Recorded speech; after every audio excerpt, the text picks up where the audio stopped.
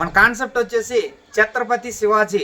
మరి శివాజీ అనే వ్యక్తి మధ్యయుగంలో హిందూ మతాన్ని ఈ రోజు కూడా ఇంతవరకు ఇంత దీనిగా ఉంది అంటే దానికి అద్భుతమైన కీర్తి ప్రతిష్టలు తెచ్చిన వ్యక్తే శివాజీ.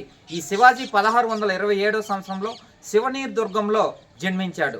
ఈ శివాజీ బిరుదులు ఛత్రపతి, హైందవ ధర్మోద్ధక, హిందూ ధర్మోద్ధక, మూషిక అధిపతి లేదా అడవి చిట్టెలుక అని ఇతను పిలవడం జరుగుతుంది.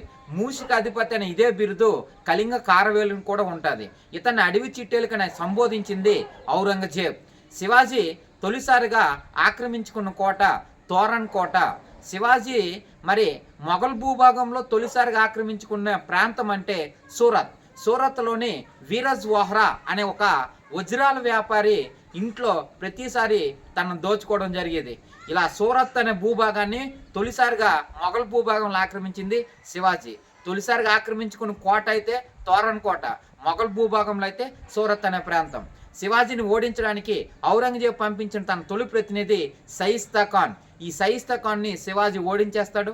ఆ తర్వాత శివాజీని ఓడించడానికి ఔరంగజేబ్ 1665 సంవత్సరంలో రాజా జైసింగ్ని పంపించడం జరుగుతుంది.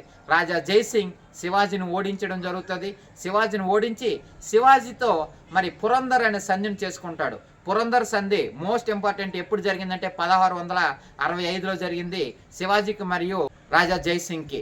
మరి శివాజీని చంపాలని ప్రయత్నించిన బీజాపూర్ సేనాని అఫ్జల్ ఖాన్. ఈ అఫ్జల్ ఖాన్ని శివాజీ బాగ్ మరియు నాగ్ అని పులుగోలతో చంపడం జరుగుతుంది. శివాజీ పట్టాభిషేకం 1674లో మహారాష్ట్రలోని రాయ్గఢ్ అనే ప్రదేశంలో చేసుకుంటాడు.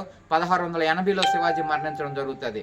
ఇలాంటి వీడియోలు మరిన్ని కావాలనుకుంటే మా ఛానల్ సబ్స్క్రైబ్ చేయండి, షేర్ చేయండి, లైక్ చేయండి.